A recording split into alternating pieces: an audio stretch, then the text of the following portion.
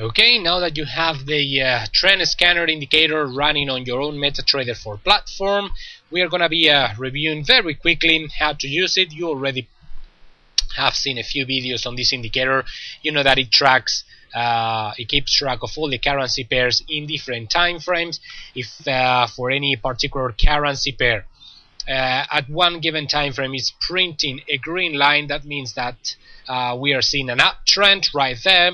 If it's printing a gray line, it means that price is showing no directional or no clear directional bias on that particular currency pair and that particular time frame.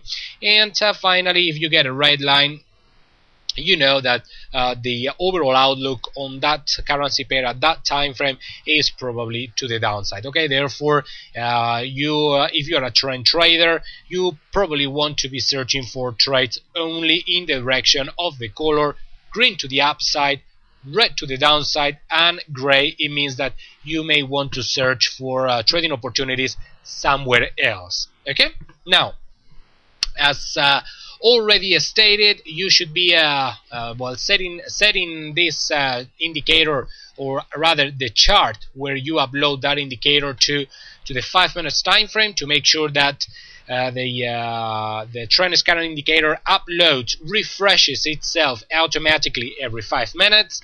And now, as far as the configuration goes, if you let me pull this up. If you right click on the chart, click or select on indicators list, and finally click on edit, or firstly select the trend scanner indicator and then click on edit, you will see all the different options that you can edit, that you can configure to your own likings. Obviously you can configure the colors, red, green, and line color, meaning gray color, and of course the color for the text, which in this case is defaulted at white. Moreover, down here you can select the time frames you want the trend scanner to search for trends, all the way from the monthly to the 1 minute time frame. You can toggle those different time frames to true or false, whether you want to enable or disable them. And finally you can edit out all the different currency pairs that you are not intending to trade.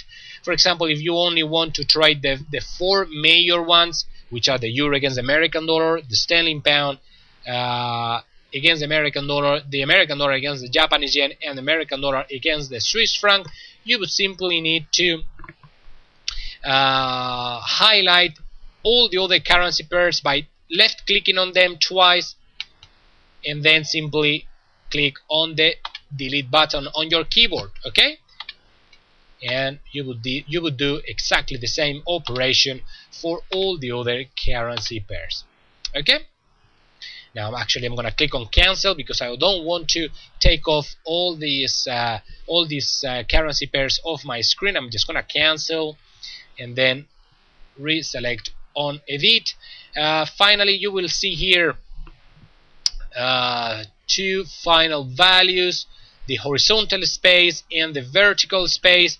Right here you can increase or decrease the space gap between the different columns and rows in the trend scanner indicator. For example, I'm just gonna compress horizontally wise by, instead of selecting the horizontal space to 40 pips, I'm just gonna set it up to 20 pips, and you will see the effect that this has on my chart. I'm gonna click on OK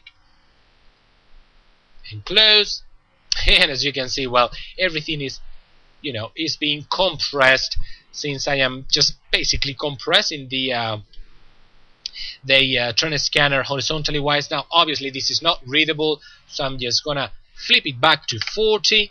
You want to expand it, you may want to expand it to, for example, 60. Let me click on OK and close. Whoops, actually I messed that up. Just give me a second. How is that for a tutorial video, huh? Okay, Oh yeah, I know what happened. I edited the vertical space instead of the horizontal space. So let me put this back to 20, and this I'm gonna set it to 60. Alright, there it is.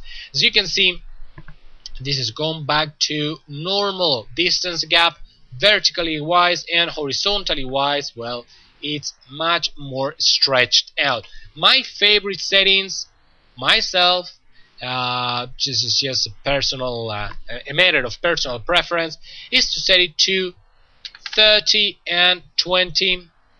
Okay? No, actually, boy, am I messing this up.